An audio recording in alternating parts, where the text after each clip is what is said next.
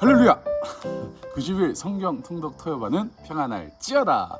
추석 명절 기간입니다. 오고 가는 길 안전하게 잘 다녀오시고요. 가족들과 함께 행복한 추석 명절이 되시길 간절히 바랍니다. 그래도 성경 통독은 계속해서 우리가 진행해야겠죠. 앞으로 2주간은 영상으로 우리 성도님들을 찾아뵙도록 하겠습니다. 자, 그럼 오늘 8주차 읽을 주요 개요를 소개해 드리겠습니다. 하나님께서는 히스기야의 기도를 들으시고 질병에서 건져 주십니다. 또 아수르가 항복을 유도하며 위협할 때도 건져 주세요. 그의 아들 므낫세는 아버지가 선한 왕이었음에도 불구하고 북쪽의 아합 왕의 견줄 만큼 악행으로 하나님의 진노를 쌓아갑니다. 므낫세의 아들 암몬은요 더 악했습니다. 그래서 결국엔 신하가 반역해 궁중에서 죽게 되고 그의 아들 요시아가 왕으로 세워집니다. 이때 하나님은 스바냐 선지자를 보내 우상 숭배와 사회 부조리를 지적하시고 주의 날을 선포하십니다. 유다와 열방에 임할 심판과 그 후에 올 회복을 선포하시는 거예요. 심판이 선포된 이때 요시아 왕은 성정 수리를 명하는데 성전에서 율법책이 발견이 됩니다. 그러자 이 율법책을 통해서요 종교 개혁을 이루게 되는데 개혁의 시작은 기억하십시오. 말씀을 접하는 데서부터 시작이 됩니다. 나훔 선지자를 통해서는 그동안 심판의 도구로 사용하셨던 아수르의 멸망을 선언하세요. 18년 후인 BC 612년에 아수르는 메대와 바벨론에 의해서 완전히 멸망을 합니다. 하나님은 백성들을 위해 멸망의 마지막까지 함께할 예레미야 선지자를 부르시는데 바벨론에 항복할 것과 70년 후에 다시 돌아올 것을 얘기해 주십니다.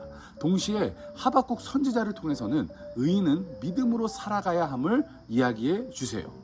한편 예레미야의 말을 믿지 않고 인 위로 살았던 유다 백성들은 결국 다니엘과 함께 바벨론에 의해 1차 포로로 잡혀가게 됩니다. 하나님은 포로지에서 다니엘과 함께 하시며 느부갓네살을 꿈을 통해서 세계사의 주권자이심을 선포하십니다.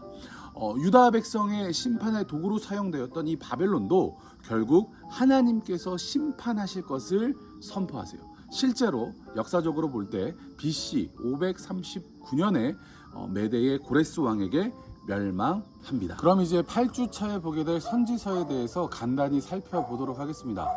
먼저 스바냐입니다. 스바냐의 핵심은 잠들어 있는 사람들을 향해 깨어나라고 이야기합니다.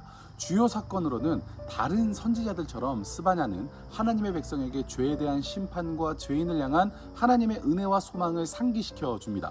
흥미로운 사실은 스바냐 3장 17절에 하나님이 자기 백성들로 인해 노래를 부르신다라고 이야기합니다. 그만큼 자기 백성을 사랑하는 그 하나님의 마음이 느껴지는 것이죠. 또한 우리는 이 선지서를 통해서 영적 무관심의 도전을 받게 됩니다. 유명한 구절은 너로 말미암아 즐거이 부르며 기뻐하시리라. 스바냐 3장 17절입니다. 두 번째는 나훔입니다. 나훔의 핵심은 죄악에 빠진 나라는 뿌린 대로 거둔다입니다. 주요 사건은요 아수르 사람들은 회개했죠. 요나의 메시지를 듣고 한동안 회개하며 하나님을 따릅니다. 그러나 다시 예전의 죄악된 길로 돌아서게 되는 거예요. 그래서 하나님은 나훔을 보내서 그 나라에 심판이 임할 것을 선포하십니다. 흥미로운 건 나훔 선지자는 다른 성경에는 언급이 되지 않는다라는 거예요. 오직 나훔서에만 등장을 합니다. 우리는 이 나훔서를 통해서 하나님의 공의로우시고 또 누구도 뭔가를 가지고 하나님 앞에서 도망갈 수 없는 하나님의 주권을 보게 될 것입니다. 유명한 구절은 여호와는 노하기를 더디하시며 권능이 크시며 벌받는 자를 결코 내버려두지 아니하시리라. 세 번째는 예레미야입니다. 예레미야는 마음이 아픈 선지자가 마음이 굳은 유다를 향해 죄에서 돌이키라고 말을 합니다. 주요 사건은 예레미야 선지자는 이사야 선지자와 마찬가지로 남유다가 곧 바벨론에 의해 멸망하고 70년 동안 포로 생활을 하다가 유다로 다시 돌아오게 될 것을 경고합니다. 우리는 이 예레미야서를 읽으면서 말하기 어려운 진리를 큰 사랑으로 전하는 것이 어떤 의미인지를 깨달을 수가 있습니다. 유명한 구절은요 너를 향한 나의 생각을 내가 아나니 평안이요 재앙이 아니니라. 너희에게 미래와 희망을 주는 것이니라. 아멘. 네 번째는 하박국입니다. 하박국서는 하나님의 방법이 이해되지 않을 때도 하나님의 마음을 신뢰할 수 있음을 보여줍니다. 주요 사건은 하박국 선지자는 하나님이 더 악한 나라를 들어 악한 행위를 하는 하나님의 백성들을 심판하시는 이유를 알고 싶어 합니다. 우리는 하박국서를 통해서 세계적으로 말도 안 되는 사건이 일어나거나 세상이 무질서하게 돌아가는 것처럼 보일 때 하박국을 통해 하나님을 신뢰할 수가 있습니다. 유명한 구절은 너희의 생전에 내가 한 가지 일을 행할 것이라 누가 너희에게 말할지라도 너희가 믿지 아니하리라. 아멘. 다섯 번째는 다니엘입니다.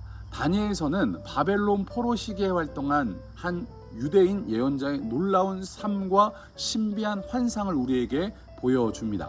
주요 사건은 다니엘은요, 유다에서 바벨론으로 끌려가 강제로 느부갓네살 왕을 섬기지만 그곳에서도 신실하게 살아가는 믿음의 사람의 모습을 보여줍니다. 미래에 대한 환상을 통해 하나님이 역사를 통치하시고 구원자로 오실 것임을 하나님의 백성들에게 알려주십니다. 우리는 다니엘을 통해 하나님의 목적과 계획은 결코 방해받을 수 없음을 이 다니엘서를 통해서 알게 될 것입니다. 유명한 구절은 내가 또 밤 환상 중에 보니 인자 같은 이가 하늘 구름을 타고 와서입니다. 이번 한 주 선지자들을 통한 심판의 메시지를 통해서 죄를 미워하시지만 한편으로는 자신의 백성을 구원하시기 위한 하나님의 사랑을 깊이 체험하기를 원합니다.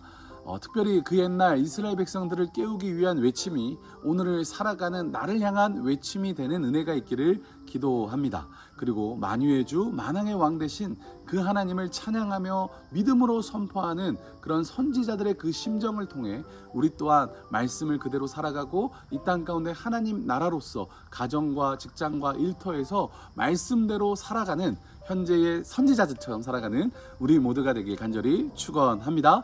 그럼 추석 명절 잘 보내시고요. 다음 주도 영상으로 찾아뵙겠습니다. 그럼 우리 가정과 일터, 자녀들의 삶은 평안할지어다. 네, 성도 여러분, 이번 주 출석 이벤트를 하나 진행할까 합니다. 그것은 뭐냐면 이번 한 주 선지서를 읽었잖아요. 선지서를 읽고 마음에 드는 선지자 이름을 댓글에다가 유튜브 댓글에다가 써 주시고 또 본인 이름도 쓰셔야 돼요. 그래서 그럼 그분들을 다음 주에 추첨을 통해서 세 분에게 치킨 쿠폰을 쏘도록 하겠습니다. 이게 출석 체크가 되니까 유튜브 댓글창에다가 꼭 내가 이번 한 주간 좋았던, 예를 들어 나는 예레미야가 너무 좋았다, 예레미야가 마음이 아픈 선지자가 그 마음으로 전하는 그 메시지가 너무 좋았다 해서 예레미야를 쓰시고 본인 이름을 함께 써주시면 추첨을 통해서 여러분들에게 상품을 드리도록 하겠습니다. 치킨 3마리 한 분 한 분에게 3분 뽑아서 드립니다. 자, 그러면 오늘도 말씀을 통해서 은혜 받으시길 바라요. 할렐루야.